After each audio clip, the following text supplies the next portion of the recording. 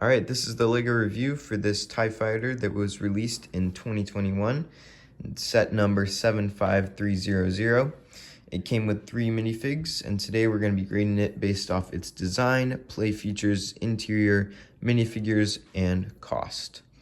Getting right into the design, this model is really great in a lot of ways. We've seen LEGO come out with tons and tons of TIE Fighters all the way back to 1999 when LEGO was first a thing. And these TIE Fighters have gotten better in design each time. This back part, you can see like they've smoothed these parts. They've made it, less bulky, I would say, more aerodynamic in a way. These wing designs are looking really great. And this front, obviously, with the printed piece on the cockpit and the printed piece on top, makes it really great. No use of stickers there. There is a couple problems with this model, though. As you can see, it's pretty small. Compared to the size of my hand, it is not a very big TIE Fighter. And this was a major jump down from the version right before this. The wing size was at least another inch taller than this. And I feel, looking at it, is it proportionate to a minifigure? Probably, yes, I would say. But is it what, it looks like in the movies? Was the last one proportionate to a minifigure? Probably yes as well, which makes me think that, looking at this, it's probably a little bit too small wing size compared to cockpit. It makes this cockpit seem a little bit too big. Other than that, though, it's a really great looks as far as everything. It looks really great, really smooth. The wings, which have been a problem in the past, like it has no problem being moved around. The wings are super locked on there. They won't come off. They won't wiggle or fall off if you're tipping it sideways, anything like that.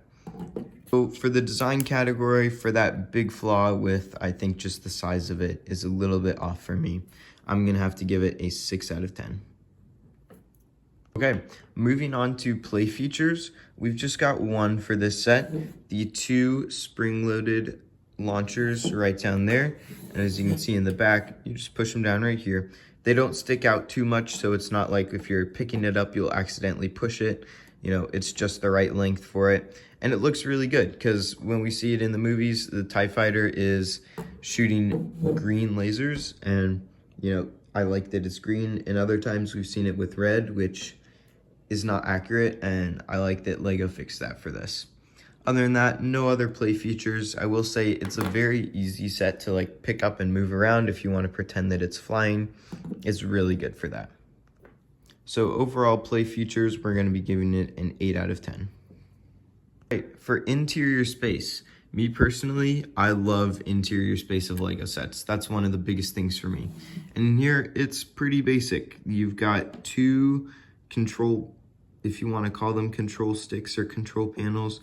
There's no printed piece that shows like a dashboard or anything like that. And it's relatively simple to fit that minifigure in there. There is just one problem with this interior, his blaster. We're not given like a clip up top that could have easily been worked into the design, or even at the bottom where you can fit his blaster. Instead, you kind of have to maneuver it around to have it sitting in his lap, almost like this for the minifigure. And then at that point, you're able to put him into the seat just like that.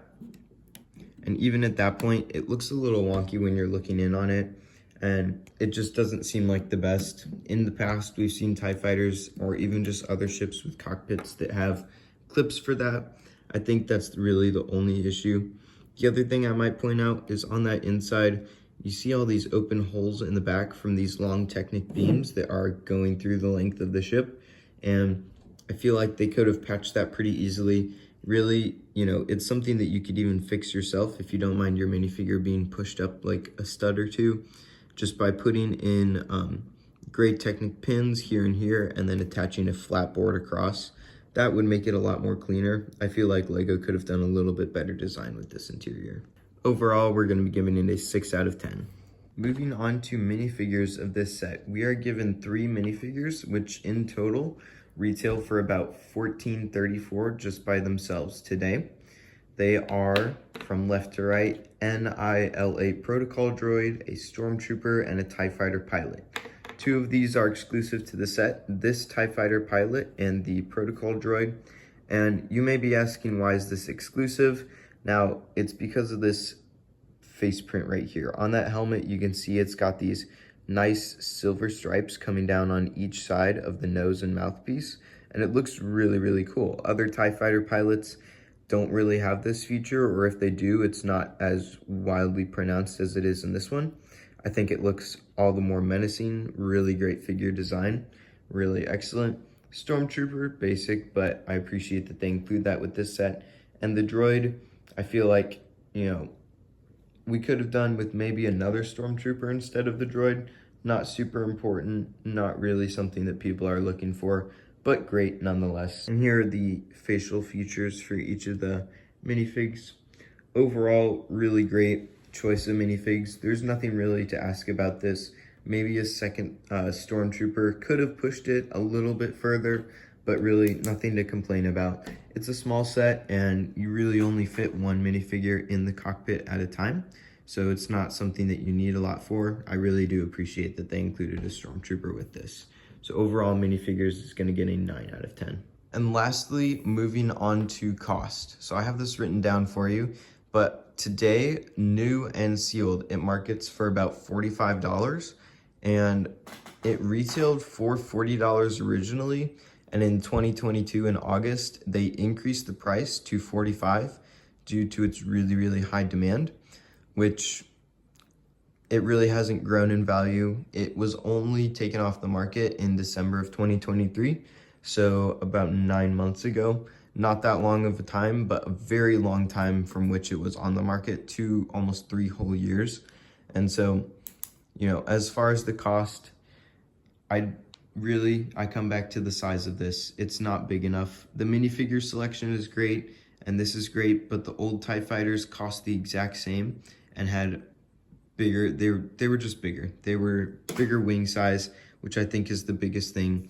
I don't have an older model to compare it to, but if you look up images online, this TIE fighter is probably the smallest of all the models that you'll see. And so for that reason, with the high cost, it's gonna get a 5 out of 10. All right, with all those points totaled up, it's gonna be getting a 34 out of 50. It's gonna be a D+ grade on my scale.